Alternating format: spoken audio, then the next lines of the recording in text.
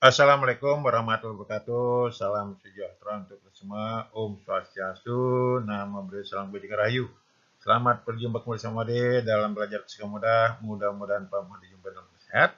Ayo tetap semangat belajar dan bercita-cita. Pada pertemuan kali ini Pak Made ingin menyampaikan soal-soal gaya gerak listrik atau gaya induksi karena perubahan flux magnetik pada kumparan sesuai indikator, meliputi memahami hukum Faraday dan Lenz, menerapkan rumus gaya gerak listrik atau gaya induksi karena perubahan flux magnetik pada kumparan. Untuk memudahkan menyimak pembahasan soal berikut, Adik ingat kembali rumus-rumus yang terpampang pada layar. Mudah-mudahan tipe-tipe soal, jenis soal yang disajikan membantu nanti dalam menghadapi ujian tengah semester maupun akhir semester sehingga nanti nilainya bisa bagus. Selamat menyimak pembahasannya. Mari adik-adik kita simak soal yang pertama. Saat siswa mendorong magnet batang lebih dekat ke kumparan, kawat dengan 8 lilitan, flux magnet yang melewati kumparan berubah dari 12 Weber menjadi 36 Weber dalam 4 detik. Jika hambatan kumparan besarnya 12 ohm, besar gaya induksi dan arus yang diinduksi dalam kumparan adalah, jawab dari yang ada, perhatikan bawah, N 8 lilitan, flux 1 12 Weber, flux 2 36 Weber, T-nya 4 sekon. R-nya 12 ohm, GGL-nya berapa, I-nya berapa. Ingat, rumus yang terpampang tadi, garis kedua di bawah, GGL sama dengan min N delta flux per T, masukkan angkanya. Karena besarnya, jadi kita masukkan yang positif, 8 kali 36 kurang 12 per 4 kurang 0, sama dengan 48 volt. Dari hukum Ohm, I sama dengan GGL per R, baris terakhir, sehingga I sama dengan, masukkan angkanya, 48 per 12 ohm, hasilnya 4 ampere. Pilihannya nomor D. Jadi begitu adik-adik, tidak sulit, simak terus pembahasan soal berikut. Selamat menyimak. Mari adik-adik lanjut lagi menyimak soal berikut. Ketika seorang siswa mendorong magnet batang ke arah kumparan kawat dengan 7 lilitan, medan magnet yang melewati kumparan berkurang dari 48 Tesla menjadi 24 Tesla dalam 1,4 detik. Jika kumparan memiliki luas penampang 0,8 meter persegi dan hambatan kumparan adalah 192 ohm, besar gaya induksi dan arus yang diinduksi dalam kumparan adalah, perhatikan bawah, dari yang ada, N sama dengan 7 lilitan, B1 48 Tesla, B2 24 Tesla, T 1,4 sekon, A-nya 0,8 meter persegi. Ingat, untuk mulai satuan dalam sistem, R 192 ohm, GGL-nya berapa, I-nya berapa. Nah, karena di sini kita tahu medan magnet dan luas, maka kita cari dulu perubahan flux magnetiknya. Baris 3 dari bawah, delta flux sama dengan delta B kali A. Masukkan angkanya 24 min 48 kali 0,8, hasilnya min 19,2 Weber. GGL-nya baris kedua dari bawah, GGL sama dengan min N delta flux per T. Masukkan angkanya, min 7 kali min 19,2 per 1,4, hasilnya 96 volt.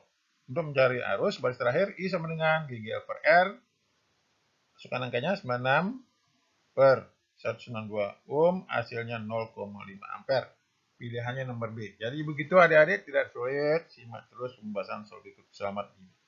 Mari adik lanjut lagi simak soal berikut. Besar GGL induksi ketika sebuah magnet pada gambar di bawah didorong ke dalam kumparan. Kumparan satu lingkaran memiliki jari-jari 7 cm dan nilai rata-rata medan magnet glikoseta berubah meningkat dari 0,06 Tesla menjadi 0,26 Tesla dalam 1 milisekon. Jawab dari yang ada, N 1 lilitan, B1 0,06 Tesla, B2 0,26 Tesla, T-nya 1 milisekon sama dengan 0,001 sekon. Ingat, begitu mulai satuan dalam sistem, garis kita di bawah, R sama dengan 7 cm sama dengan 0,07 meter.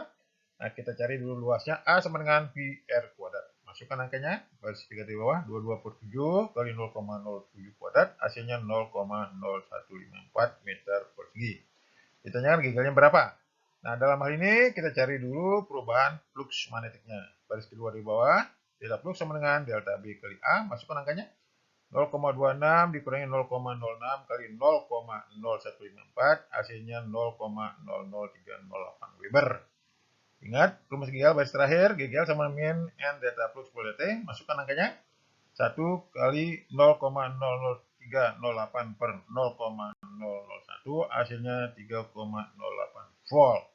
Ingat karena besar bernilai positif, jadi pilihannya nomor A. Jadi begitu adik-adik, tidak sulit, simak terus pembahasan berikut. Selamat menyimak. Mari adik-adik lanjut lagi soal berikut. Solenoida panjang L yang tunjukkan penampakan seperti pada gambar di bawah, memiliki 200 litan per cm dan mengalirkan arus 2 ampere, diameter 3,5 cm. Di tengahnya kita menempatkan kumparan C dengan 120 litan yang tersusun rapat dan diameter 2,1 cm. Arus dalam solenoida berkurang menjadi 0 dalam laju konstan dalam 25 milisekon. Besar GL yang dihembuskan dalam kumparan C saat arus dalam solenoida berubah adalah, dalam hal ini terjadi induksi dari solenoida besar ke yang kecil. Jawab dari yang ada, berikan bawah. Jawab N1 per L sama dengan 200 litan per cm. Jadikan meter 20.000 litan per meter. N2-nya 120 litan. I1-nya 2 ampere. D1 3,5 cm. Sama dengan 0,035 meter, D2 2,1 cm sama dengan 0,021 meter.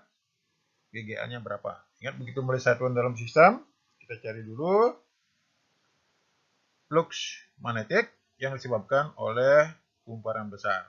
Jadi perhatikan baris kedua di bawah, flux 1 sama dengan B1 kali A1. Masukkan yaitu minor I1N1 per L kali Pi R1 kuadrat. Masukkan angkanya 4. Pi 10,7 kali 2 kali 20.000 kali 1/4 Pi kali 0,035 kuadrat sama dengan 4,8395 Weber. Flux 2-nya sama dengan 0. Karena berkurang dari 0, delta T-nya 25 kali 10,3 sekon. GGL-nya baris terakhir. Nah, ini terjadi pada kumparan yang kecil. Jadi di sini GGL sama dengan min N2 delta flux per delta T.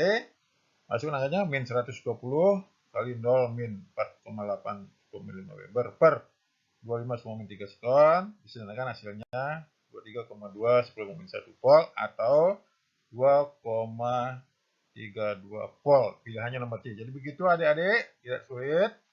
Simak terus pembahasan soal berikut. Selamat menyimak. Mari adik-adik lanjut lagi soal berikut. Flux magnetik melalui loop yang ditunjukkan pada gambar di bawah bervariasi terhadap waktu menurut flux sama dengan 0,2 E pangkat min 3T kali sin 12 pt Weber. Besar arus yang mengalir melalui resistor 5 ohm pada saat T sama dengan 0 sekon adalah, jawab perhatikan bawah. Flux sama dengan 0,2 kali E pangkat min 3T sin 12 pt Weber, R-nya 5 ohm, I-nya berapa? Saat T-nya 0. Ingat, di sini karena fungsi waktu perkalian, ingat rumus turunan, dia sama dengan U kali Pi, perkalian fungsi tururannya, I aksen dengan U aksen kali Pi plus U Pi aksen. Sehingga, ini rumus GGL sama dengan, kalau fungsi waktu, min N turunan flux terhadap waktu. Kita cari dulu, baris kita dua turunan flux terhadap waktu, yaitu D per dt kali 0,2 E pangkat min 3T sin 120 pt Weber. Turunannya hasilnya yaitu baris kedua dari bawah min 0,6 E pangkat min 3T sin 12 pt plus 2,4 Pi E pangkat min 3T cos 12 pt Weber per sekon. Nah, karena T-nya sama dengan 0 sekon, maka sin 0 itu 0, sin cos 0 itu 1, E pangkat 0 itu 1. Sehingga menjadi yaitu besar GGL-nya saat T sama dengan 0 yaitu 7,54 volt. Dari hukum Ohm, I sama dengan G per R sama dengan 7,54 per 5, hasilnya 1,5 ampere. Jadi pilihannya nomor C. Jadi begitu adik-adik, tidak sulit, simak terus pembahasan soal berikut. Selamat menyimak. Mari adik-adik lanjut lagi nyimak soal berikut. Sebuah kumparan pendek dengan luas 5 cm persegi ditempatkan di dalam solenoida panjang dengan 10 litan per cm, tegak lurus terhadap sumbu solenoida. Besar GL induksi pada kumparan selama perubahan arus solenoida yang stabil dari 3 ampere menjadi 5 ampere yang berlangsung selama 0,4 detik adalah, jawab dari yang ada, perhatikan bawah, A5 cm persegi sama dengan 5 kali 4 meter persegi.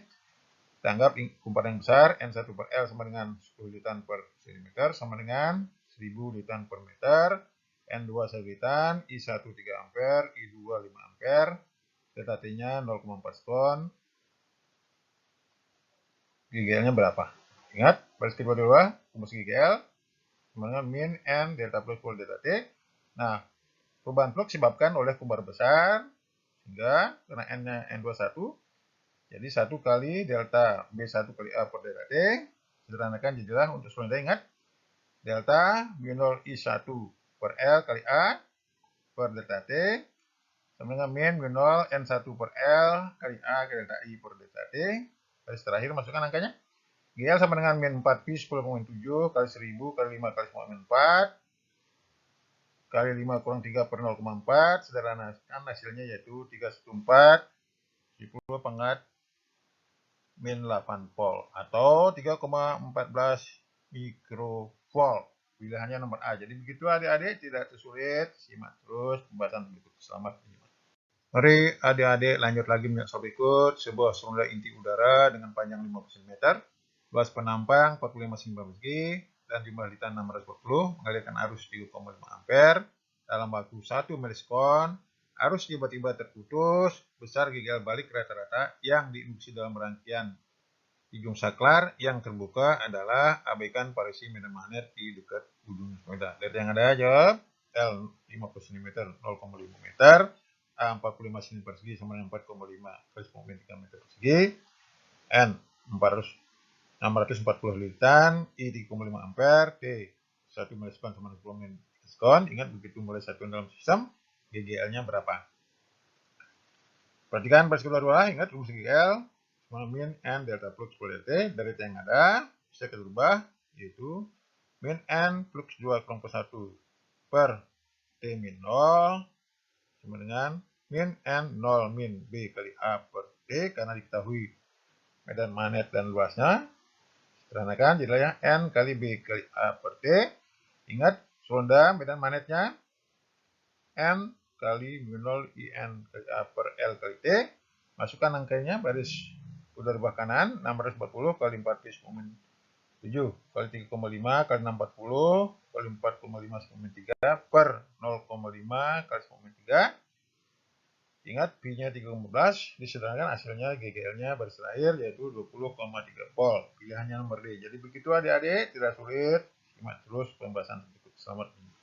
Mari adik-adik kita simak soal yang terakhir. Sebuah kumparan tertutup dengan 5 bulitan dan luas 200 cm persegi diputar dalam medan magnet dengan kerapatan flux 4 Weber per meter persegi. Kumparan tersebut berputar dari posisi di mana bidangnya membentuk sudut 30 derajat dengan medan ke posisi tegak lurus terhadap medan dalam waktu 0,2 detik. Besar GGL induksi pada kumparan akibat putarannya adalah, jawab dari yang ada, N 50 litan, A 200 cm persegi sama dengan 2 kali 10 2 meter persegi, B 4 Weber per meter persegi. Theta satunya yaitu karena terhadap normal, maka 90 kurang 30 sama 60 derajat. Theta 2-nya sama dengan 0 derajat. T-nya 0,2 sekon. GGL-nya berapa? Ingat rumus flux magnetik. Baris ketiga dari bawah, flux 1 sama B kali A cos theta 1 sama dengan 4 Weber per meter persegi kali 2 kali 10 2 kali cos 60 itu sama dengan setengah. Sedangkan hasilnya 4 kali 10 2 Weber. Flux 2, baris kedua dari bawah, sama dengan B kali A cos theta 2 sama dengan 4 Weber per meter persegi kali 2 kali 10 2 kali cos 0. Cos 0 itu 1, hasilnya flux 2-nya itu 8 kali 10 2 Weber. Baris terakhir GGL-nya yaitu min N delta flux per T sama dengan min 50 kali 8 kali 10 2 dikurangi 4 kali 10 2 per 0,2 sekon. Karena besarnya, maka hasilnya itu 10 volt. Pilihannya nomor E. Jadi begitu adik-adik, tipe-tipe soal, jenisnya soal yang berkaitan dengan perubahan flux magnet dalam kumparan dan soal-soal yang terkait yang bisa saya sajikan. Mudah-mudahan nanti membantu dalam menghadapi ujian tengah semester maupun semester. Jangan lupa banyak latihan sehingga nanti nilainya bisa bagus. Jangan lupa like, comment, subscribe, dan share untuk memotivasi Anda menyusun materi berikutnya. Sampai jumpa pada pembahasan soal berikutnya. Sampai jumpa.